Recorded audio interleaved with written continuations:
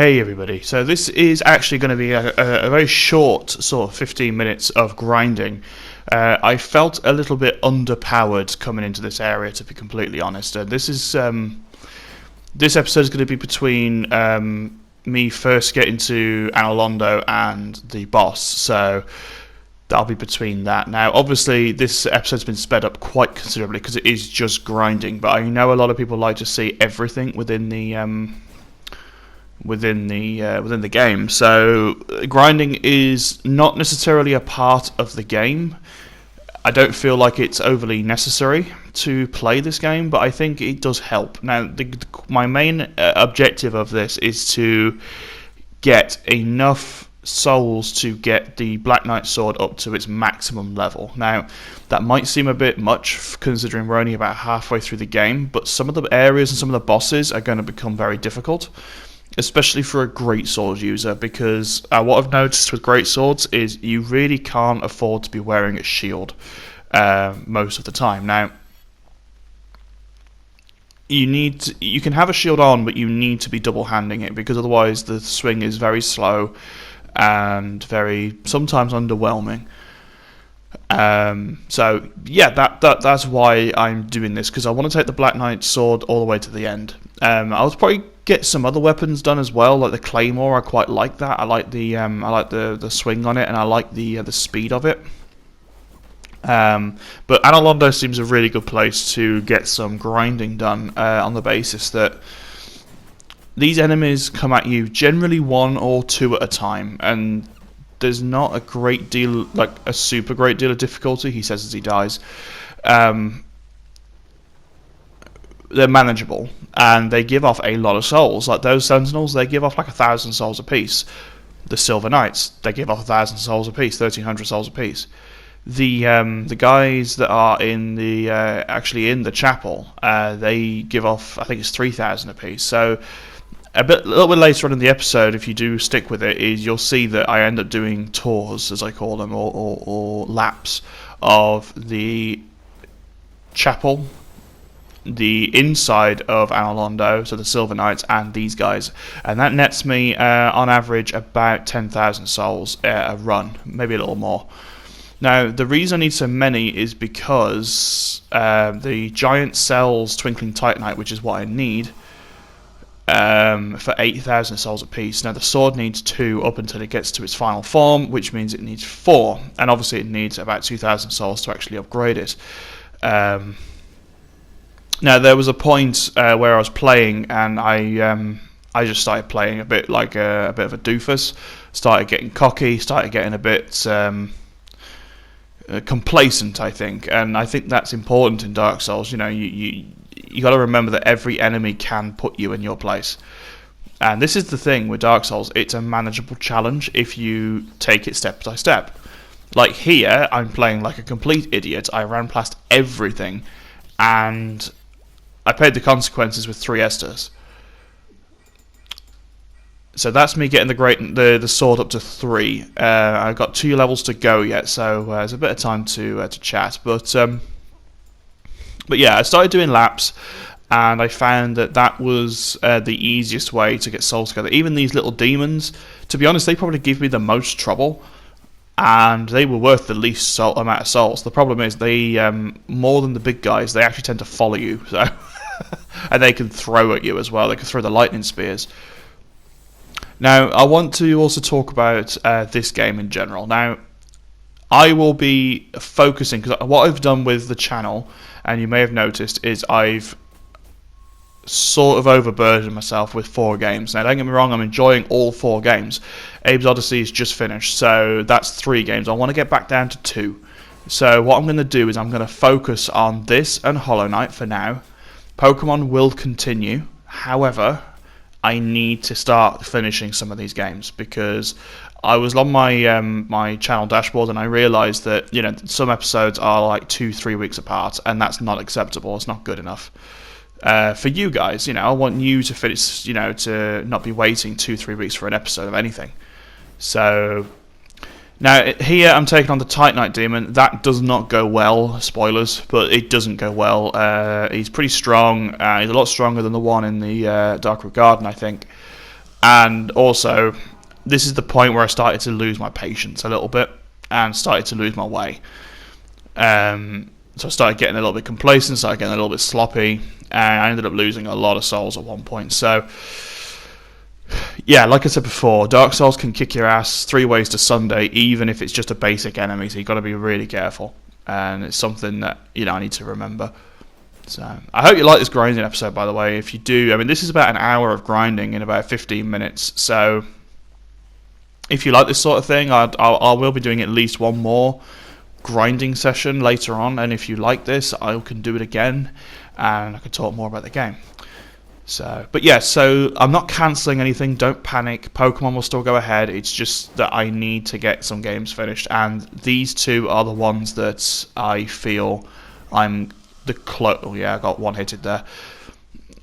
These are the ones I feel like I'm closest to finishing, if that makes sense. So, even though there's still quite a way to go with Dark Souls, I feel I know it a lot more, so I'm doing kind of an episode, and if I keep doing it that way, I should be able to finish it pretty swiftly, to be honest, because there's still a fair bit to go. But I think Anolondo is where the difficulty peaks. There are a few hard areas coming up, but the bosses aren't too difficult, and the areas aren't too bad. They're manageable. So I say that now, and I said that about Blighttown. Once Blighttown was done, I'd be happy, and then I ended up getting super pissed off in Anolondo. So. But yeah, this is where I started getting a bit sloppy. Like I say, I ended up losing a lot of souls, and it's like I said before, and I've said it a couple of times now. It's important to never get complacent with Dark Souls, even if you think, oh, I can parry something in one hit, oh, I can stun lock them. No, treat them with respect. Back up, take a drink, treat every enemy with the respect it deserves, and that's something that I forgot. I think with Bloodborne, because Bloodborne is all about aggression and getting stuck in, and really, not really relenting. Whereas with Dark Souls, again, you really do need to take your time. See, I'm just burning through flasks here, which obviously isn't good. I got the parry off. Those halberd knights are really hard, actually. Well, they're not halberds, they're spears, but they're quite hard to parry because they have a lot of different moves, whereas the sword guy, the only move you can't parry is a shield bash, which you can see coming a mile off. So, yeah, I had some problems there. Now, I rested at this bonfire because I realised that the path I wanted to do was mostly here, and it saved me doing that massive bridge run later on. So,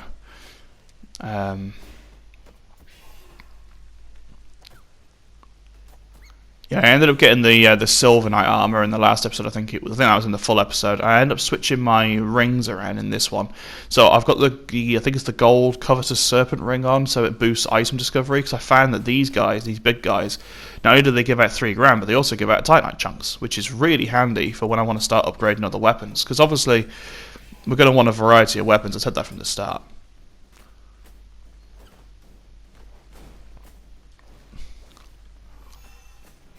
Yeah, that heal is a little annoying, but I found a really good way of dealing with these guys. So, like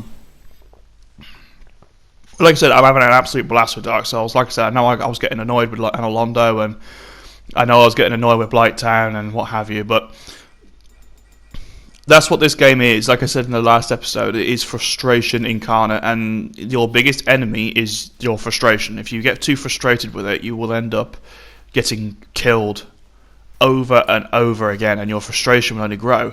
If you take your time, and like I said before, treat every enemy with respect, you will likely succeed. Like, I'm not using an optimized weapon at all. Like, one of the best weapons for this game is another Black Knight weapon, but it's not this one. And yes, it's harder to get, but it is possible to farm for. So the reason I haven't gone for that is because I don't want an optimized character. I'm not doing a speed run. I'm not attempting anything too massive. I'm just playing a cool game for the benefit of you guys. That's all I'm doing, and that's what every Let's Play is about. That I do. It's about playing a game for your benefit, so you can see how other people play games, and also how other people enjoy games as well. Like, I know there's people watching this Dark Souls Let's Play that have already played Dark Souls to death, and they're probably infinitely better than me, and that's fine. This isn't about being the best or being the fastest or being the strongest. It's about me working my way through the game and trying to make it somewhat entertaining. So I hope that I've succeeded in that, on that front at least. And these grinding episodes, like I said, grinding isn't necessarily part of Dark Souls, but I feel that sometimes it's necessary, especially if you're going to use a weapon like this, because you need Twinkling Titanite, and that's it's somewhat plentiful later on, but like I said, the main way of getting it is to buy it from that giant. And at 8,000 souls, it's not cheap. Even with a lot of boss payouts, most bosses only pay out about 30 grand. So you think 30 grand, that's 3 pieces of Twinkling Titanite. I needed 4 for the final form of the Black Knight sword and 2 for everything else. So it's not ideal. Yeah, here I was looking for something to deal with him with range, and I realised I didn't have any arrows, so I ended up getting killed there with a 20,000 soul bloodsail, which is good. But if you are looking at playing Dark Souls, by the way, like I said, if you do want to grind, I think this is one of the better places to do it, personally, because you can really learn how these knights move. Yeah, that's where I ended up losing a lot of souls. It was 20 odd grand I lost. And I ended up getting frustrated and annoyed here. So yeah, if you are playing Dark Souls for yourself, I would recommend grinding here. Not necessarily for the souls, because you can go through the game without grinding very easily and level up as much as you need to. But the main challenge in these games, I find, is the Black Knights, and the Black Knights move very similarly to these guys. Like the halberd guy moves like the spear guy, the greatsword and the sword guy move like obviously the swordsman, and so on and so forth. And I think it's good to get a good handle on bigger enemies like the sentinels, these chaps, because if you can learn how to bait them and how to avoid their attacks, you can see that, yes, I'm still getting hit, but I'm getting hit nowhere near as much as I was when I first started with Analondo. And it's a learning process, and I think if you do things like this, like if you spend an hour grinding an area, you get used to those enemies, and you can transfer those skills to other big enemies. Big enemies are usually challenging because of their size and their strength.